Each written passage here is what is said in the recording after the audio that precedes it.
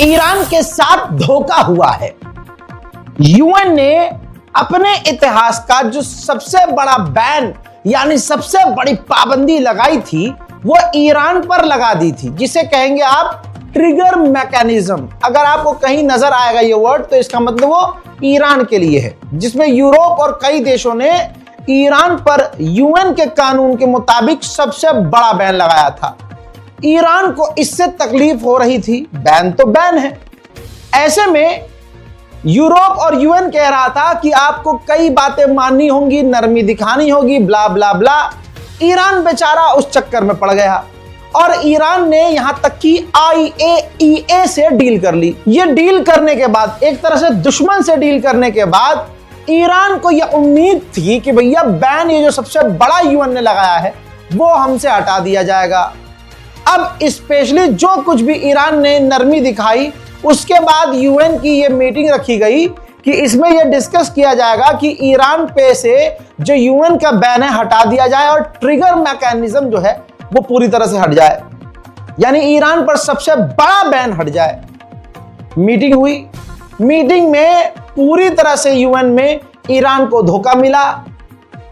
Europe और America और कई देशों ने, लगभग सभी देशों ने ईरान के खिलाफ वोट किया कि नहीं, ट्रिगर मैकेनिज्म जारी होना चाहिए और ईरान पर सबसे बड़ी पाबंदी लगनी चाहिए। सिर्फ पाकिस्तान, रूस, चाइना, अल्जीरिया, इन देशों ने कहा कि ईरान पे से ये ट्रिगर मैकेनिज्म हटना चाहिए, जारी नहीं होना चाहिए, ये बैन हट जाना चाहिए। ईरान तो तमाम बातें अब मान रहा है, वो सख्ती नहीं दिखा रहा है। और हाँ, ये भी कह दिया उन्होंने कि ठीक है, तुम लोग अगर बैन लगाओगे, रशिया, पाकिस्तान, अल्जीरिया, चाइना ने कह दिया कि ये बैन हम तो मानेंगे नहीं और हमें जो करना है, ईरान के साथ जैसा काम करना है, हम वैसे करते रहेंगे। मैं इस बात को बता चुका था कि ईरान का प्लान, ईरान, रूस, चाइना का ये प्लान था और मेन जो प्लानर था वो ईरान था कि यूएन के अंदर एक ऐसा प्रस्ताव, एक ऐसा प्रपोजल लाएंगे जिसमें ये मांग की जाएगी, ये पास करवाया जाएगा कि कोई भी देश किसी भी देश के न्यूक्लियर प्लांट पर हमला नहीं करेगा। लेकिन ये प्रपोजल लाने से पहले अमेरिका ने ईरान पर इतना दबाव बनवाया कि ईरान की हवा निकली और ईरान ने ये प्रपोजल पेश करने से पहले ही वापस ले लिया। उधर ईरान ने कहा है कि अभी भी बातचीत की खिड़कियां और दरवाजे हमने खोले हुए हैं। हम अगले हफ्ते यूएन के काउंटर पार्ट से, यानी अपने विरोधियों से, जिनको हमसे थोड़ी थोड़ी तकलीफ है, हम उनसे बातचीत अगले हफ्ते करेंगे। चाबहार पोर्ट जो है ईरान का है और भारत उसको इस्तेमाल करना चाहता था, लेकिन क्योंकि वो ईरान का था तो अमेरिका ने पाबंदियां लगाई हुई थी। तो भारत का ये प्रकोप था कि भारत ने कह दिया था कि मुन्ना दोस्त, आप हमारे हैं, ये भले ही आपका दुश्मन है लेकिन चाबहार पोर्ट हम यूज करेंगे, तो थोड़ा इस पर बैन मत लगाइएगा। तो 2018 में बैन हटा दिया था अमेरिका ने, लेकिन अब वो बैन दोबारा लागू कर दिया है क्योंकि भारत की अमेरिका से अब दोस्ती भी खराब हो चुकी है। ऐसे में डोनाल्ड ट्रंप ने कहा कि फिर भारत को और ईरान को फायदा पहुंचाकर क्या फायदा। तो दोस्तों, वो बैन चाबहार पोर्ट पर ईरान के लगा दिया गया है, जो भारत को सीधा नुकसान पहुंचा रहा है क्योंकि भारत ईरान के चाबहार पोर्ट का इस्तेमाल कर रहा था। इसी तरह से जैसा मैंने आपसे कहा कि ईरान में सिक्योरिटी बहुत वीक है, एक बार फिर से तस्वीर देख लीजिए। ईरान के कलाराबाद के इलाके में एक बिल्डिंग में आग लगी है। जाहिर सी बात है ये मूसाद का काम है, लेकिन ईरान ऑफिशियली इस बात को बोलने से कतरा रहा है। कल बताया था लेकिन डिटेल नहीं थी, अब डिटेल आई है। ईरान के विदेश मंत्री ने सऊदी अरब के विदेश मंत्री से फोन पर बात की है क्योंकि सऊदी अरब और पाकिस्तान ने डील कर ली है और अब जो सऊदी अरब के लिए खतरा होगा वो पाकिस्तान के लिए भी खतरा होगा। पाकिस्तान और सऊदी अरब एक दूसरे के लिए लड़ेंगे। ऐसे में ईरान और सऊदी अरब के रिश्ते खराब हैं, अच्छे नहीं हैं। ऐसे में ईरान ने सोचा कि भाई साहब, सऊदी से अगर बातचीत करके अपनी आपसी जो भी 4-5 पॉइंट पर भिड़ंत रहती है उसको खत्म कर ली जाए तो बढ़िया है, क्योंकि अब सामने पाकिस्तान है। एक बार फिर से इजराइल ने लेबनान पर हमला किया है। उसका मंजर यह है, सिविलियंस मारे गए हैं, यानी एक सिविलियन मारा गया है, कल भी मारे गए थे और कई घायल हैं। कहने के लिए लेबनान से इजराइल का सीज फायर है। वहीं इजराइल गाजा के अंदर पूरी ताकत से हमला कर रहा है। हमले के बाद का अगर मंजर दिखाऊं तो आपको एहसास होगा कि इजराइल गाजा में क्या कर रहा है।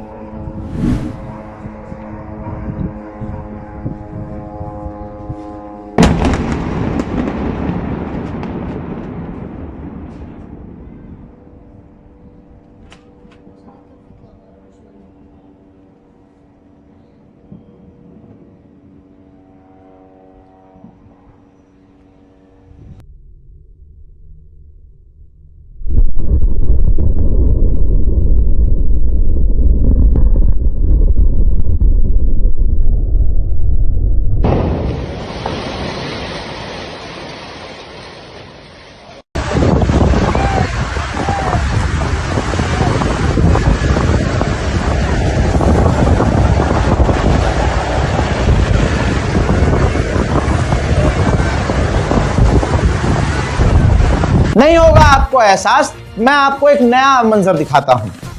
गाजा में भूख की हालत ऐसी है, प्यास की हालत ऐसी है।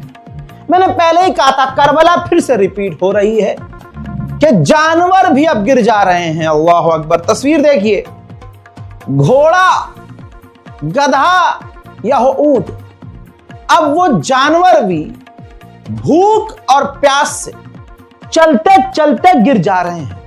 अल्लाह अकबर। इंसान के अंदर ताकत ज्यादा होती है या घोड़े के अंदर? आप कहेंगे घोड़े के अंदर, लेकिन गाजा में हालत यह है कि घोड़े अब तो बेहोश होकर गिर रहे हैं। ऐसे में वहां के इंसानों की हालत क्या होगी? ये 2 लुकमा जब आप बिरयानी मुंह में डालो ना, तो आप सोचना शायद वह बिरयानी यहां से हलक से नीचे ना उतरे। ये हालात है। दुआ कीजिए जितनी कर सकते हैं। अब वहां के भूखे को, जितने भूखे लोग हैं, उनके ऊपर भागने की ताब नहीं है। उनमें सामने से गोली आ रही होती है, इंसान भागने की हिम्मत नहीं रख पाता है।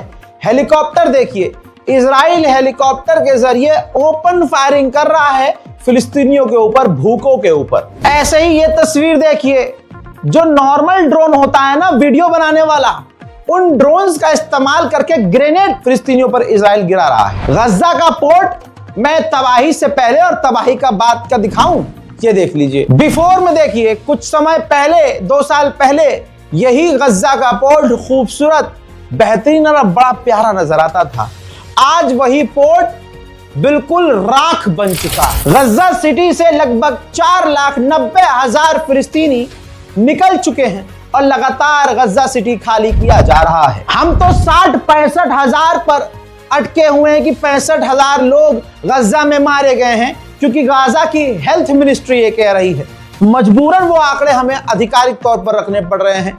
लेकिन ताजा तरीन एक मैंने इंटरव्यू देखा, इजराइल का एक सैनिक अपने मुंह से कह रहा है कि गाजा के अंदर अब तक लगभग 90,000 फिलिस्तीनियों को कत्ल किया जा चुका है। अमेरिकी एम्बेसडर ने एक पॉडकास्ट में, एक इंटरव्यू में कहा कि अगर गाजा के अंदर इजराइल को जेनोसाइड करना होता तो वो 3 घंटे में कर लेता।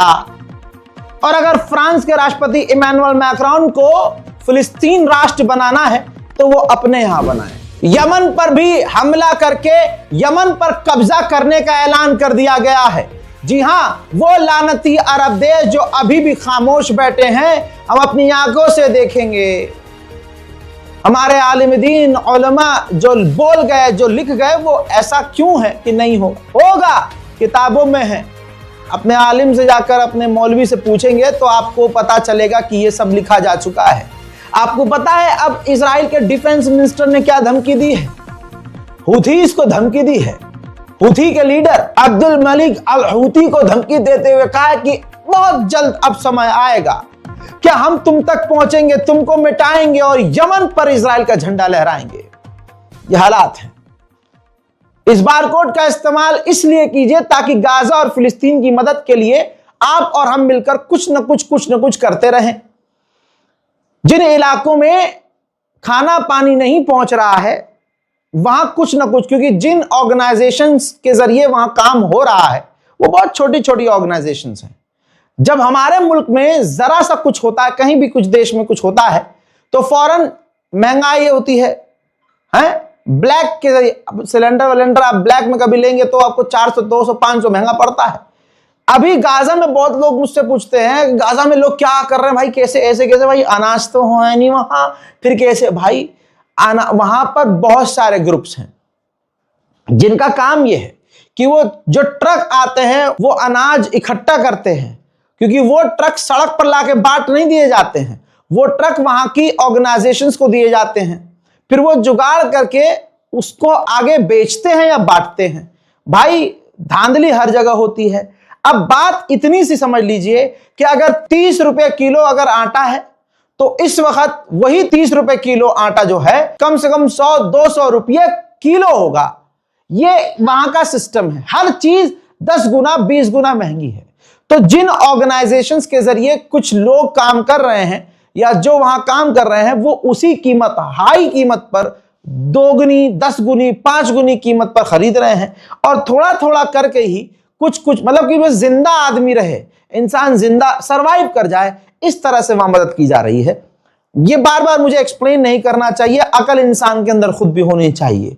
जो काम ढिंडोरा पीट कर होता है वो बहुत जल्द बंद हो जाता है, समझ रहे हैं? तो बारकोड का इस्तेमाल कीजिए, बारकोड नहीं तो, क्योंकि बारकोड सिर्फ 2000 तक काम करेगा, उससे ऊपर अमाउंट रिसीव नहीं करेगा।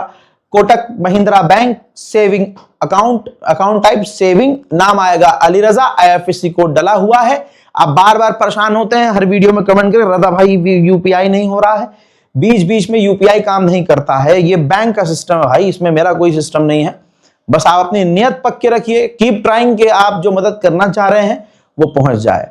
और इस मदद को छोड़िए, अगर नहीं करनी, कोई जिद जबरदस्ती नहीं है, लेकिन आप इबादत कीजिए, नमाज पढ़िए, स्पेशली इसलिए जो आप नमाज से इबादत से दूर हैं, जो लोग मस्जिद से दूर हैं, वो ये नियत करके जाएं कि आज मैं नमाज पढ़ूंगा, फिलिस्तीन के लिए पढ़ूंगा और फिलिस्तीन के लिए दुआ करूंगा। हालात बहुत बुरे हैं अपनी कौम के, फिलिस्तीन के, गज्जा के, बैतुल मुकद्दस के।